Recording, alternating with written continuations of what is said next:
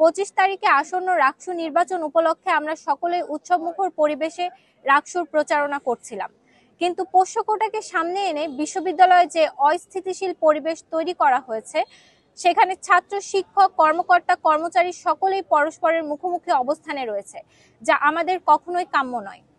রাকসু আমরা চাই, রাকসু দিতে হবেই। কেন্দ্রীয় ছাত্র সংসদ নির্বাচন কোনোভাবেই বন্ধ করা চলবে না, কিন্তু নির্বাচনের প্রাণ শিক্ষার্থীদের অংশগ্রহণ না হলে সেই নির্বাচন প্রশ্নবিদ্ধ হবেই। পোষ্য কোটা ইস্যুতে ক্যাম্পাস কমপ্লিট শাটডাউনের ফলে আপনারা সকলেই জানেন, শিক্ষার্থীরা অলরেডি বাসায় যাওয়া শুরু করেছে। সনাতন ধর্মাবলম্বীদের বড় পূজা ও বিশ্ববিদ্যালয়ের সাধারণ শিক্ষার্থীদের পাশাপাশি অনাকাঙ্ক্ষিত এই কমপ্লিট শাটডাউন আমাদের সকল প্যানেলের সকল স্বতন্ত্র প্রার্থীর প্রচারণায় বাধা হয়ে দাঁড়িয়েছে এবং দীর্ঘ ৩৫ বছর পর অনুষ্ঠিত হতে যাওয়া রাকসু নির্বাচনকে সরাসরি প্রশ্নবিদ্ধ করবে। আমরা চাই শান্তিপূর্ণ, আনন্দমুখর পরিবেশে রাকসু নির্বাচন, যা শিক্ষক শিক্ষার্থী নিয়েই সম্ভব, যে পরিস্থিতিতে বিশ্ববিদ্যালয় এখন নেই।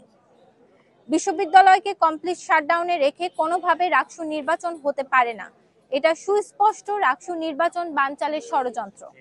তাই আমরা ঘোষণা করছি যে রাকসু নির্বাচন হতে হবে এবং কোনোভাবে সেটা প্রশ্নবিদ্ধ করা যাবে না। তবে ক্যাম্পাস শাটডাউন, ক্লাস অফ রেখে, শিক্ষার্থীদের ক্যাম্পাস বিমুখ রেখে কোনোভাবে রাকসু নির্বাচন হতে পারে না।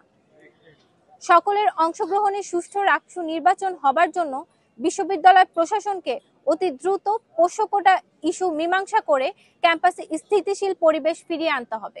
লেভেল প্লেইং ফিল্ড রেখে রাকসু নির্বাচন সম্পন্ন করতে হবে। আমরা কোনোভাবে আমাদের প্রাণের রাকসু নির্বাচনকে একতরফা নির্বাচন হতে দিতে চাই না। ক্যাম্পাসের অস্থিতিশীল পরিবেশ, কমপ্লিট শাটডাউন, পূজার ছুটি সব বিবেচনা করে রাকসু নির্বাচন কমিশনারকে পরবর্তী পদক্ষেপ অতি দ্রুত নিতে হবে। কোনোভাবে রাকসু নির্বাচনকে প্রহসনের নির্বাচন হতে দেওয়া যাবে না এবং বিশ্ববিদ্যালয়ের পরিবেশ স্থিতিশীল করে রাকসু নির্বাচন হতে দিতে হবে।